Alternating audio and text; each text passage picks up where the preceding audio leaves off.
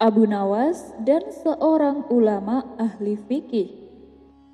Siapa yang tak kenal dengan Abu Nawas, tokoh fenomenal dari Baghdad yang tersohor dengan tingkah konyolnya.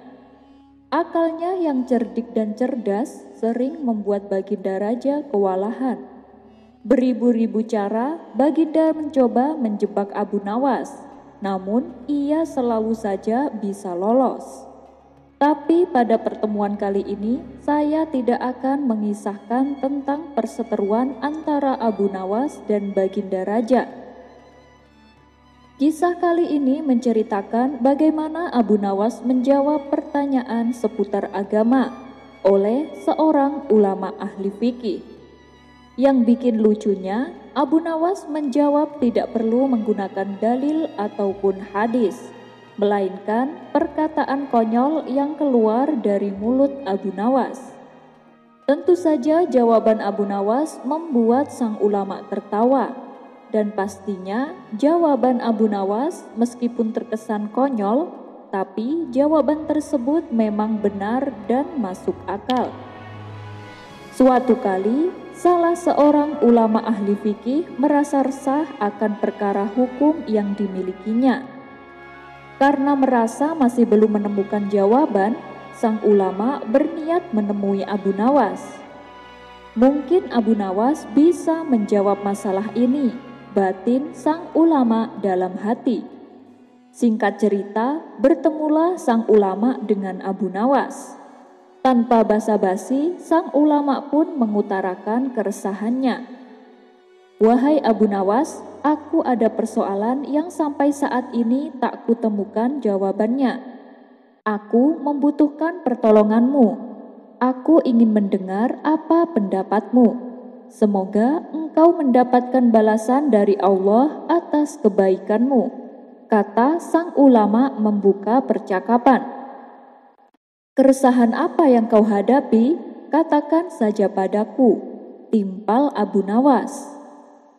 "Begini Abu Nawas, menurutmu mana yang lebih utama, berjalan di depan iring-iringan jenazah atau di belakangnya?"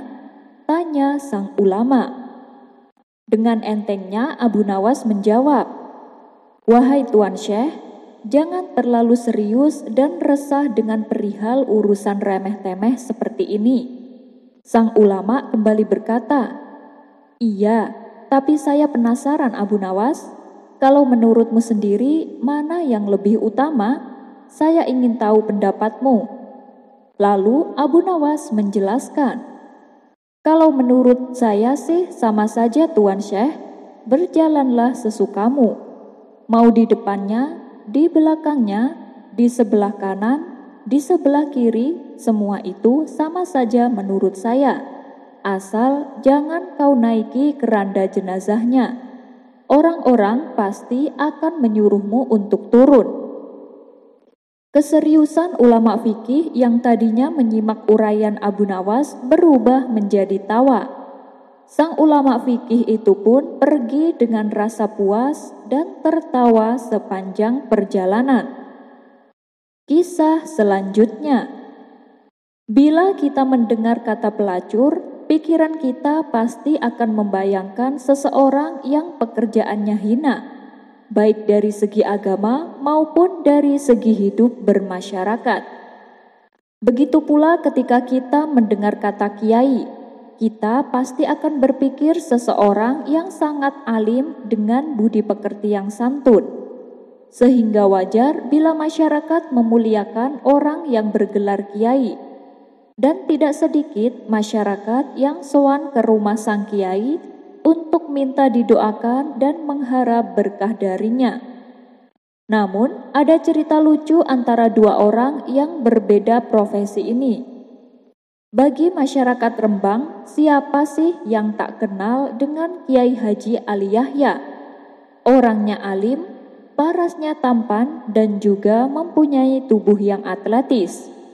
Apabila sorban dan pecinya dilepas, penampilannya mendadak berubah terlihat seperti orang bule.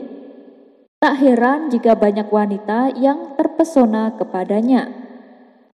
Meskipun diberi anugerah Allah paras yang tampan, tak membuat Kiai Ali suka bermain perempuan. Beliau selalu menjauhi perbuatan maksiat, termasuk perbuatan zina yang dilaknat oleh Allah. Suatu ketika, Kiai Ali Yahya diundang untuk mengisi pengajian di kota Jepara. Maka berangkatlah Kiai Ali bersama supir pribadinya. Beliau berangkat menggunakan pakaian biasa. Peci dan sorbannya sengaja ia lepaskan.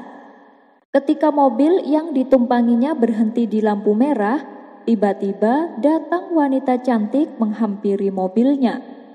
Wanita cantik tersebut ternyata adalah seorang pelacur. Karena tidak tahu yang dihadapinya adalah seorang ulama, si wanita pelacur ini mencoba menggoda Kiai Haji Ali. Wanita pelacur itu mengira pria tampan di dalam mobil itu adalah turis berduit banyak yang sedang mencari kesenangan di Indonesia. "Malam Om," sapa wanita cantik tersebut. "Malam juga," balas Kiai Ali. Tanpa basa-basi, wanita itu menawarkan diri. "Saya boleh ikut nggak Om?" "Boleh ya," pinta wanita itu. Di luar dugaan, Kiai Haji Ali memperbolehkan si wanita ikut bersamanya. "Oh, tentu saja boleh. Ayo silakan masuk," balas Kiai Ali. Wanita muda itu bergegas membuka pintu dan masuk ke dalam mobil. Pintu ditutup dan mobil mulai berjalan. "Mau kemana nih Om? Saya siap menemani Om sampai pagi," goda wanita cantik kepada Kiai Ali. Sambil mengenakan sorban dan kopiah, Kiai Haji Ali menjawabnya dengan santai. "Saya hendak mengisi pengajian di Jepara." Melihat hal itu, wanita tersebut langsung kaget. Apalagi Kiai Haji Ali kini tampak berwibawa dengan sorban dan kopiahnya. "Jadi, Anda ini seorang kiai?" "Maafkan saya Pak Kiai," ucap wanita itu gemetaran. "Loh, tadi manggilnya Om, sekarang kok manggilnya Kiai? Kamu ini lucu," balas Kiai Ali Yahya tersenyum. Wajah wanita tersebut yang tadi terlihat cantik dan mempesona mendadak berubah menjadi pucat. "Maaf Pak Kiai, saya benar-benar tidak tahu. Sekali lagi saya mohon maaf," kata wanita itu gemetaran. "Oh, tidak apa-apa, santai saja Mbak. Sekali-kali ikut pengajian itu bagus," ujar Kiai Haji Ali. "Tidak Pak Kiai, saya berhenti di sini saja," pinta wanita tersebut. "Tidak bisa, kamu harus ikut saya. Tadi katanya siap menemani saya sampai pagi, jadi kamu harus ikut," ucap Kiai Haji Ali. "Tapi saya kan tidak pakai jilbab Pak Kiai," kata wanita itu beralasan. "Itu gampang, nanti saya pinjam sama jemaah ibu-ibu," balas Kiai Haji Ali Yahya. "Jangan Kiai, saya malu," ujar wanita pelacur itu. "Kenapa harus malu? Jadi pelacur saja tidak malu, masa menghadiri pengajian malu?" timpal Kiai Haji Ali Yahya. "Tapi saya takut Kiai," jawab wanita itu kembali. "Tadi katanya malu, sekarang takut. Sudahlah, tenang saja Mbak. Di sana tidak ada seorang pun yang tahu kalau kamu adalah pelacur," bujuk Kiai Haji Ali Yahya. Karena penolakannya selalu dibantah oleh Kiai Haji Ali, akhirnya si wanita menyerah. Terpaksa ia mengikuti ajakan Kiai Haji Ali. Di dalam mobil, wanita itu hanya diam dan sesekali terlihat salah tingkah. Tidak lama kemudian, sampailah mobil mereka di tempat pengajian. Suara rebana mulai terdengar menyambut kedatangannya. Para panitia pengajian yang bertugas mengawal Kiai Haji Ali Yahya berlarian menghampiri mobilnya. Jemaah pria dan wanita terlihat memadati area tempat acara digelar. Panitia dengan antusias menunggu kedatangan Kiai Ali. Begitu Kiai Ali turun dari mobil, ia langsung menghampiri jemaah ibu-ibu. "Maaf Bu, boleh pinjam hijabnya? Ini Bu Nyai lupa bawa hijab," ucap Kiai Haji Ali. Dengan sigap ibu-ibu jemaah menjawab, "Baik Pak Kiai, akan saya ambilkan." Tidak berapa lama, ibu jamaah itu kembali. "Ini Pak Kiai hijabnya," ucap ibu tersebut. Jilbab yang dibawanya lalu disodorkan ke dalam mobil dan langsung dikenakan oleh wanita pelacur. Setelah dia rapi, wanita itu turun dari mobil dan Masya Allah para ibu-ibu jemaah yang hadir saling berebutan salaman dan mencium tangannya. Mendapat sambutan yang begitu terhormat, wanita yang kini telah disulap menjadi Bu Nyai tentu saja merasa terkejut. Ia tak menyangka mendapat perlakuan istimewa, bahkan ia sangat dihormati. Kemudian wanita itu diundang masuk ke ruang tamu. Ia dijamu berbagai macam hidangan dan dilayani layaknya seorang wanita mulia. Ada perasaan haru bercampur malu menjalar di hatinya, yang membuatnya hampir meneteskan air mata. Setelah Kiai Haji Ali selesai mengisi ceramah, beliau mengajak wanita itu makan hidangan yang sudah disiapkan oleh panitia. Di saat Kiai Haji Ali dan si wanita hendak pamit pulang, ibu-ibu jemaah mengerumuni wanita pelacur tersebut. Mereka satu persatu meminta didoakan dengan hajat yang berbeda-beda. Hal ini membuat si wanita sempat syok. Ia tak tahu harus berdoa apa, sedangkan sholat saja sudah tidak pernah ia lakukan.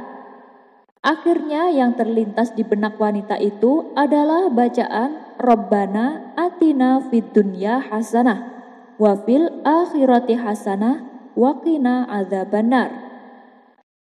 Para ibu-ibu jemaah lantas mencium tangan wanita tersebut dan mengantarkannya sampai masuk ke dalam mobil. Kiai Haji Ali dan si wanita lantas pergi meninggalkan tempat acara. Selama perjalanan, di dalam mobil wanita pelacur itu menangis terisak-isak. Kiai Ali dan sopir sengaja membiarkannya. Setelah suasana agak tenang, Kiai Ali berpesan kepada wanita pelacur itu, "Apakah kamu tidak melihat dan memikirkan bagaimana orang-orang memperlakukanmu, menghormatimu, mengelilingimu, mengantarkanmu, dan mereka juga rela antri hanya supaya bisa mencium tanganmu? Bahkan mereka meminta doa dan berkah darimu, padahal kamu ini adalah seorang pelacur." Mendengar nasihat Kiai Haji Ali, tangisan wanita itu semakin menjadi-jadi. Ia merasa terhina dan merasa sedih, apalagi mengingat dosa-dosa yang telah ia lakukan selama ini. Tapi Allah menutupi aibnya. Allah sangat mencintainya. Hari ini kamu dapat nasihat yang mungkin nasihat ini berharga selama sisa hidupmu. Maka segeralah bertaubat dan mohon ampun kepada Allah. Jangan sampai nyawamu dicabut sebelum bertaubat. Sambil terisak-isak, wanita itu berkata, "Terima kasih Kiai atas nasihatnya. Dengan kejadian ini, aku akan bertaubat dan aku akan berhenti dari pekerjaan bejat ini. Sekali lagi, terima kasih Pak Kiai." Dari kisah ini mengandung hikmah. Terkadang dakwah dengan cara memuliakan seorang pendosa lebih efektif ketimbang menghujat pelaku dosa. Abu Nawas dan sayembara saudagar kaya. Tersebutlah kisah seorang saudagar kaya yang hidup bergelimang harta. Apapun yang dia inginkan dengan mudah didapatkannya. Lama-kelamaan saudagar kaya tersebut mulai merasakan kejenuhan. Harta yang berlimpah tak lagi membuatnya bahagia. Meskipun senantiasa dikelilingi orang-orang, tapi ia merasa kesepian. Akhirnya saudagar kaya memutuskan untuk mengadakan sayembara. Barang siapa yang bisa membuatnya bahagia akan mendapatkan separuh dari kekayaannya. Tidak butuh waktu lama, sayembara tersebut dengan cepat menyebar sampai ke pelosok negeri. Orang-orang pun berduyun-duyun mendatangi rumah saudagar kaya untuk mengikuti sayembara. Peserta pertama mengajak saudagar kaya berburu di hutan yang penuh dengan hewan buruan. Namun saat ikut berburu, si saudagar tak menemukan kebahagiaan dalam hatinya. Ia pun memutuskan untuk pulang. Peserta pertama dianggap gagal. Kemudian giliran peserta kedua. Ia mengajak saudagar kaya mengunjungi tempat-tempat yang penuh dengan wanita cantik. Lihatlah Tuan, semua wanita di sini cantik-cantik. Silahkan Tuan pilih yang mana yang Tuan inginkan, kata peserta kedua. Aku sudah berjanji pada almarhum istriku, kalau aku tidak akan menikah lagi, ujar si saudagar. Tapi bukankah Tuan ingin kebahagiaan? Sebenarnya yang bikin Tuan kesepian karena Tuan tidak punya istri, ucap peserta kedua. Aku sudah tidak membutuhkan wanita. Kalau aku mau, sudah dari dulu aku menikah, timpal si saudagar. Peserta kedua pun dianggap gagal. Lalu datanglah peserta ketiga. Ia mengajak saudagar kaya ke sebuah tempat yang dipenuhi pemandangan indah. Di tempat tersebut juga terdapat sungai yang airnya mengalir sangat jernih, dengan dipenuhi ikan-ikan yang menawan. Mari Tuan, kita mandi di sungai ini, ajak peserta ketiga. Si saudagar pun menuruti permintaannya. Ia mandi di sungai bersama peserta ketiga. Bagaimana Tuan? Pemandangannya indah bukan? Kita bisa menikmatinya sambil berendam di sungai ini, kata peserta ketiga. Namun reaksi yang ditampakkan saudagar kaya tak menunjukkan rasa bahagianya.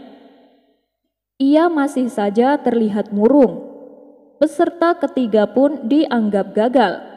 Begitulah seterusnya, dari sekian banyak peserta, tak ada satupun yang berhasil membahagiakan saudagar kaya. Sementara di tempat lain, Abu Nawas yang sedang asyik duduk di depan rumah dihampiri oleh tetangganya. Ia memberitahu perihal sayembara yang diadakan oleh saudagar kaya. Kasihan saudagar itu, meskipun hidup bergelimang harta, tapi ia tak menemukan kebahagiaan, kata tetangganya. Baiklah, besok aku akan ke sana untuk mengikuti sayembara, timpal Abu Nawas. Singkat cerita, datanglah Abu Nawas ke kediaman saudagar kaya. Tuan, mari ikut saya, akan saya tunjukkan apa itu kebahagiaan, ajak Abu Nawas.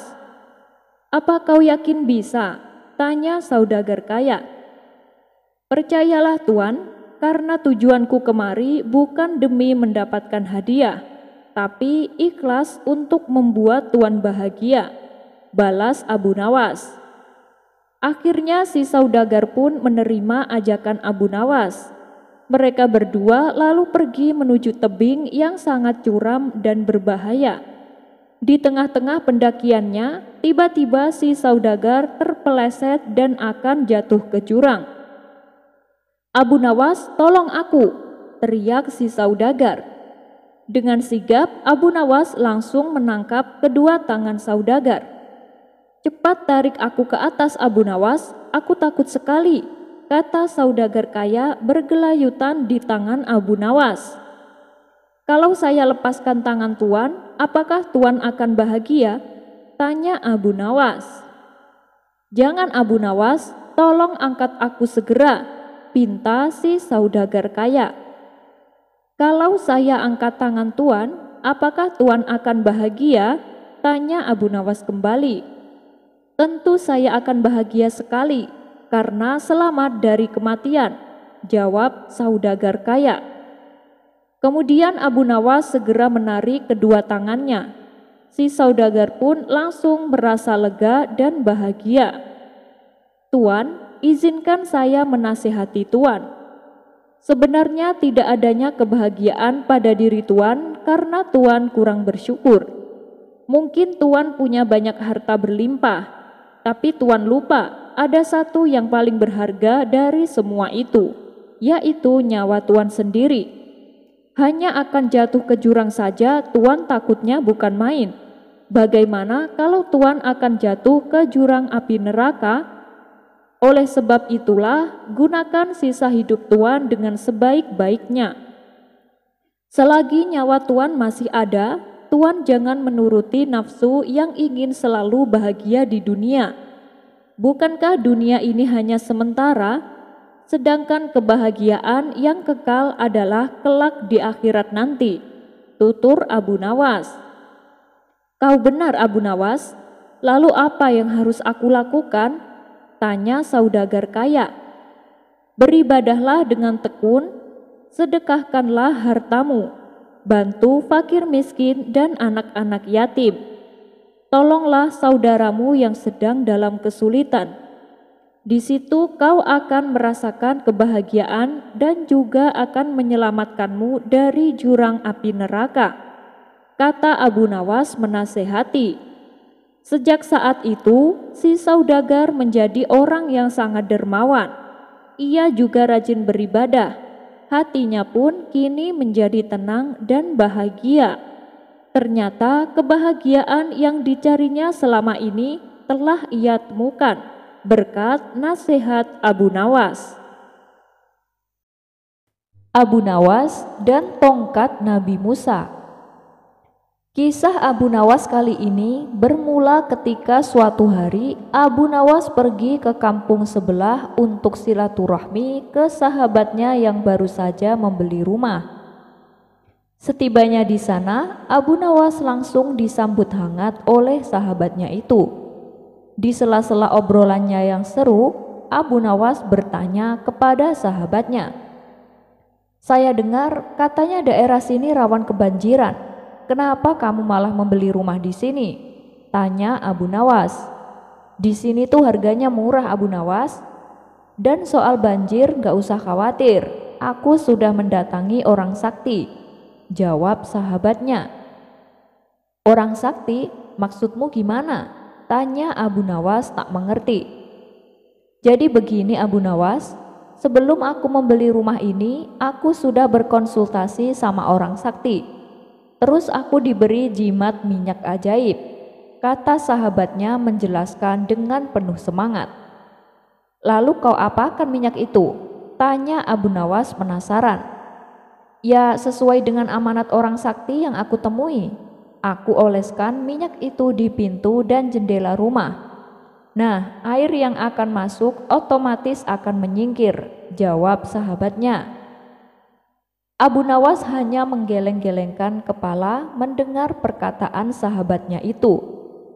"Kamu dari dulu sama, masih saja percaya begituan," ucap Abu Nawas.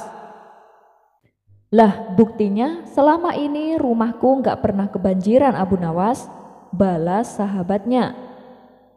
Setelah waktu menjelang maghrib, Abu Nawas hendak pamit untuk pulang, namun dicegah oleh sahabatnya. "Menginap di sini saja Abu Nawas, lagian ini juga sudah gelap mendungnya, kayaknya mau turun hujan.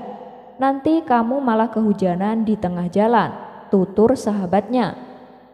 Akhirnya Abu Nawas pun menuruti ajakan sahabatnya untuk menginap di rumah barunya. Dan benar saja, tidak berapa lama kemudian hujan turun dengan derasnya. Semakin lama hujan turun semakin deras dan tak kunjung berhenti. Samar-samar terdengar teriakan warga disertai dengan kentongan, "Banjir, banjir!" Abu Nawas yang sempat memejamkan mata segera terbangun karena teriakan tersebut. "Tenang, jangan khawatir Abu Nawas, teruskan saja tidurmu. Rumahku ini sudah dipagari oleh minyak ajaib. Gak akan ada air masuk dalam rumahku," kata sahabatnya dengan penuh percaya diri. Namun tiba-tiba tidak berapa lama pintu rumahnya yang terkunci jebol oleh terjangan air banjir. Spontan Abu Nawas tertawa melihat kejadian itu.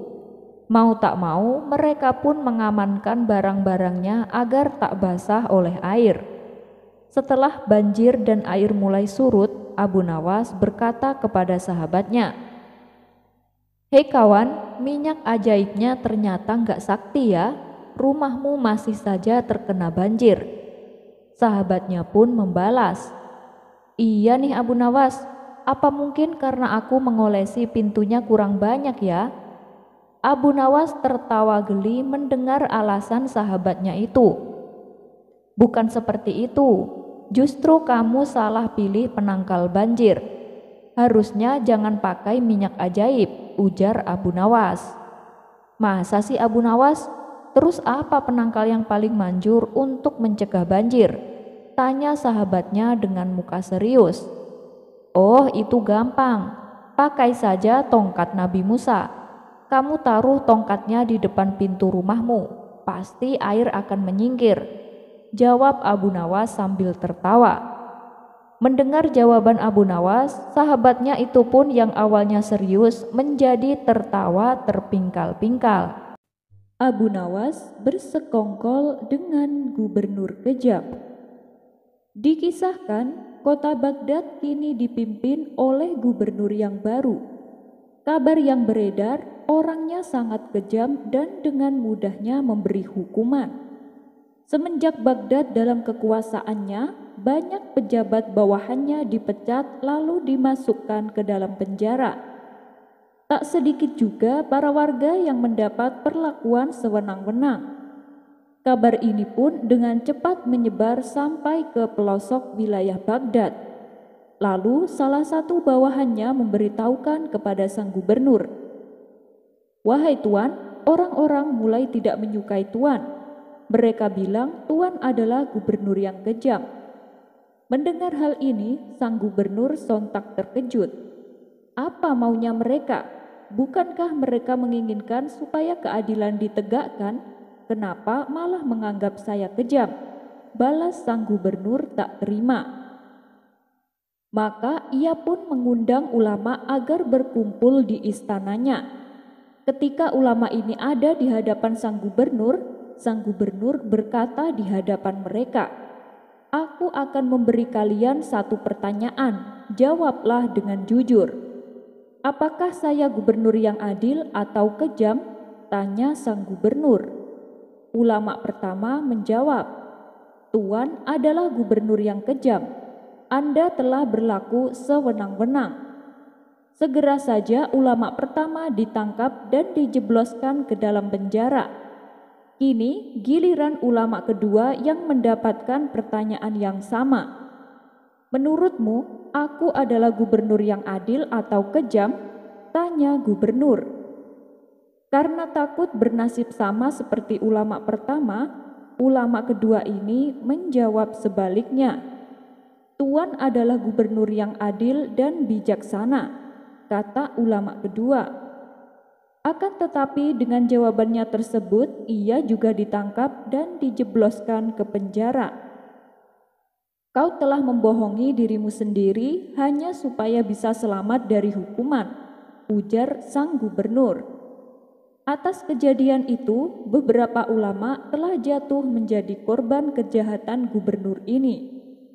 Dan akhirnya tibalah waktunya Abu Nawas diundang. Ini adalah perjumpaan resmi pertama antara Abu Nawas dengan sang gubernur.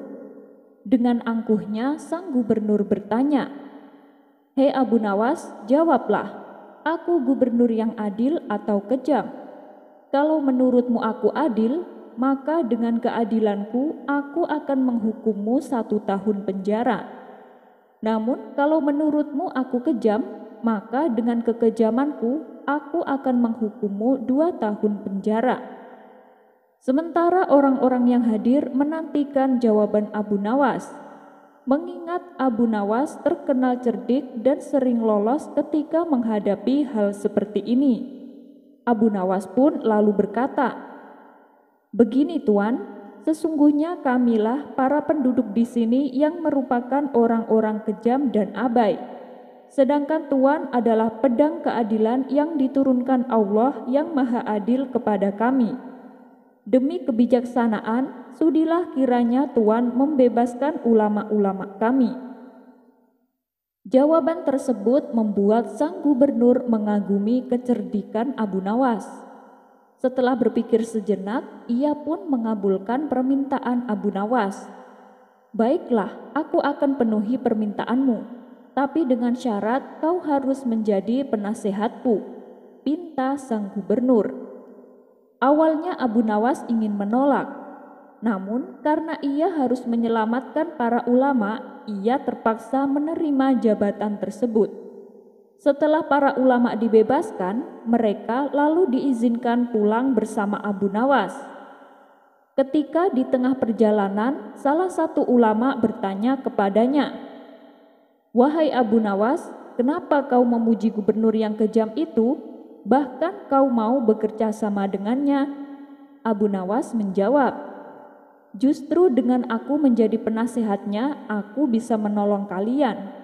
Dan nantinya aku bisa menolong masyarakat manakala mereka menjadi sasaran kekejamannya. Dan sedikit demi sedikit aku akan mempengaruhi dia supaya tidak berlaku sewenang-wenang." Mendengar penjelasan tersebut, para ulama pun mulai memahaminya. "Tapi Abu Nawas, kenapa kau mau melakukan hal itu? Kenapa tidak laporkan saja kepada Baginda Raja? Tentu Baginda Raja akan percaya padamu dan gubernur baru itu akan dipecat," ujar salah satu dari mereka. "Begini kawan-kawan, sebenarnya dia itu baik, cuman dia terlalu keras dan tak mau dikritik. Nanti soal itu serahkan saja padaku. Aku akan menyadarkan dia sedikit demi sedikit. Yang terpenting adalah dia merupakan gubernur yang bersih dari korupsi. Bahkan dia dengan tegas memecat bawahannya dan memenjarakannya apabila ketahuan korupsi. Aku juga pernah mendengar dia pernah memenjarakan kerabatnya sendiri karena ketahuan berbuat korupsi," jelas Abu Nawas. Mereka akhirnya mengetahui kenapa Abu Nawas bersedia menjadi penasehat gubernur yang kejam itu. Kisah selanjutnya dikisahkan, ada seorang tokoh sufi yang terkenal dengan kealimannya. Ia juga disegani oleh penduduk setempat sebagai sosok ulama yang karismatik. Pada suatu ketika, dia mendengar nama seorang tokoh sufi dari Baghdad yang sering bersikap aneh dan terkadang dianggapnya menyalahi syariat. Tokoh sufi tersebut bernama Abu Nawas. Meskipun demikian, Abu Nawas dianggap masyarakat sebagai tokoh sufi yang tinggi akan ilmu agamanya. Bagaimana mungkin seorang sufi yang tinggi ilmunya sering bersikap nyeleneh dan melanggar syariat? Pikir sang sufi merasa heran. Karena penasaran, ia pun berencana untuk pergi ke Baghdad menemui Abu Nawas. Maka pergilah ia ke kota Baghdad dan mencari alamat rumahnya. Setelah bertanya kepada beberapa warga, akhirnya sampailah ia di kediaman Abu Nawas. Kebetulan saat itu Abu Nawas tengah duduk santai di depan rumahnya. "Assalamualaikum, apakah Anda yang bernama Abu Nawas?" tanya sang sufi. "Benar, saya Abu Nawas. Lalu Anda siapa dan dari mana Anda? Karena sepertinya Anda bukan orang sini," ujar Abu Nawas. "Saya memang bukan orang sini. Saya musafir dari negeri seberang," balasnya. Abu Nawas pun segera mempersilahkan masuk dan mengajaknya duduk di ruang tamu. "Kalau boleh tahu, ada keperluan apa Tuan mencariku?" tanya Abu Nawas. "Saya akan tanya beberapa hal kepada Anda. Apakah Anda keberatan?" kata sang sufi balik bertanya. "Tentu saja tidak. Apa yang ingin Anda tanyakan?" ucap Abu Nawas. Awalnya sang sufi ini mengajaknya berdiskusi tentang ilmu agama, mulai dari hukum fikih sampai ilmu ketauhidan. Mendengar cara bicara dan pengetahuannya, barulah Abu Nawas menyadari bahwa tamu yang dihadapannya adalah seorang ulama berilmu tinggi. "Wahai Abu Nawas, Saya dengar Anda adalah seorang tokoh sufi yang katanya berwawasan luas tentang agama. Tapi saya juga dengar Anda sering bersikap nyeleneh dan terkadang menyalahi syariat, kata sang sufi. Abu Nawas hanya tersenyum mendengar perkataan tamunya tersebut. Lalu apa yang membuat Anda risau? Bukankah tiap orang berhak dengan pendapatnya? Balas Abu Nawas. Tentu saja boleh, tapi ada batas-batasnya Abu Nawas. Kalau Anda tidak menguasai suatu perkara, akan lebih bijak bila memilih diam, tutur sang sufi. Jadi, tujuan Anda datang kemari hanya untuk menceramahi dan menegur saya? Tanya Abu Nawas.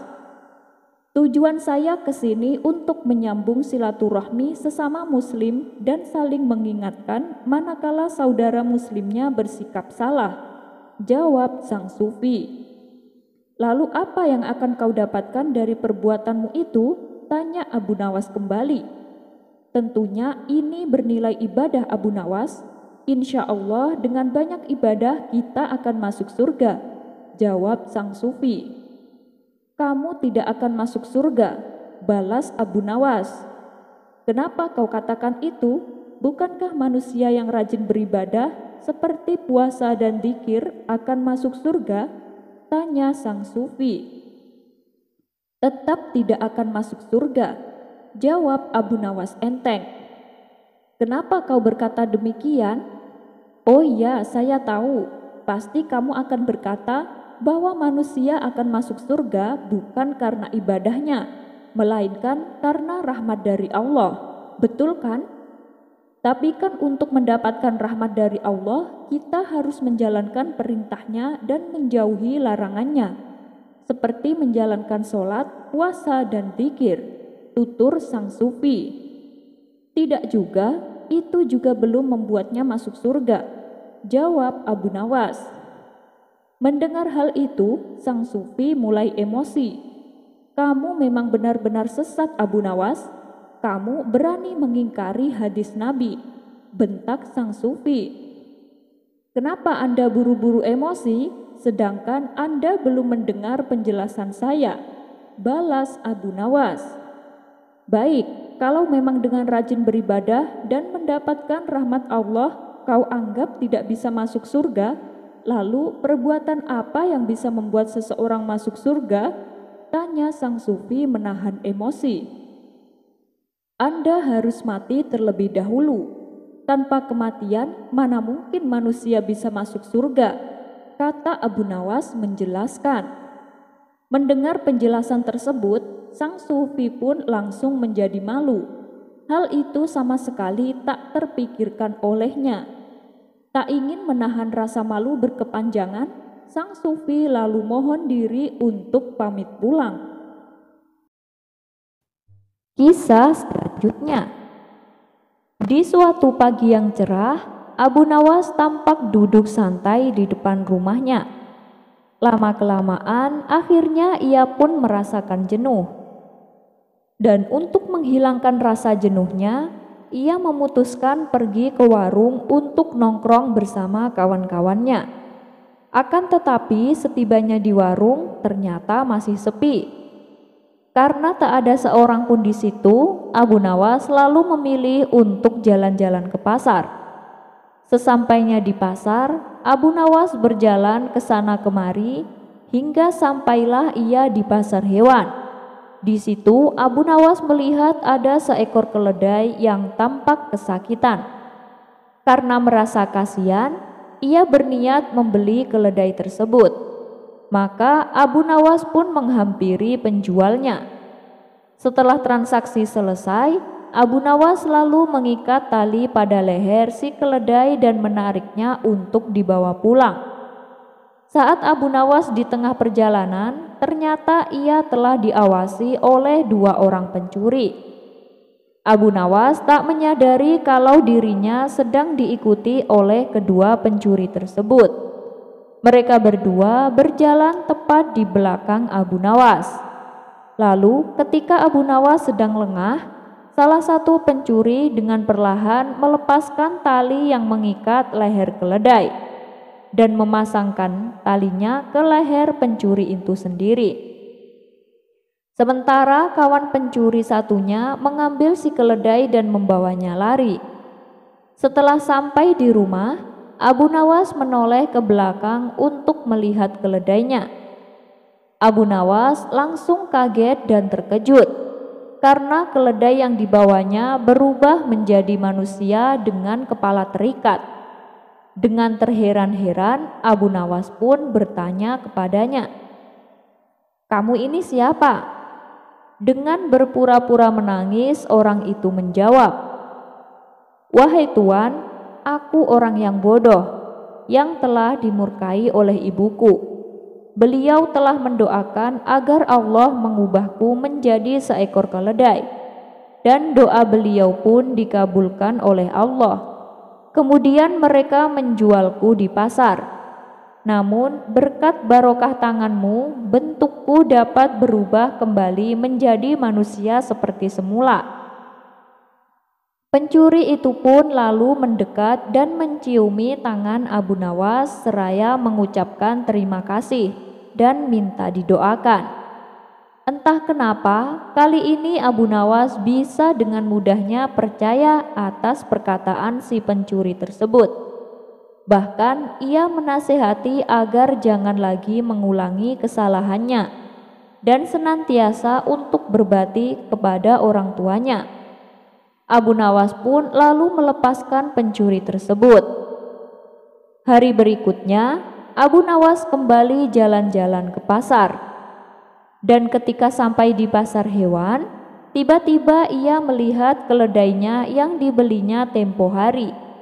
Dengan cepat, Abu Nawas mendatangi keledai tersebut dan membisikkan ke telinganya, "Wahai pria kurang ajar, tidak mendengarkan nasihatku, sehingga ibumu murka lagi padamu dan kembali mengutukmu menjadi keledai. Kali ini aku tidak akan membelimu lagi," ujar Abu Nawas geram lalu meninggalkannya.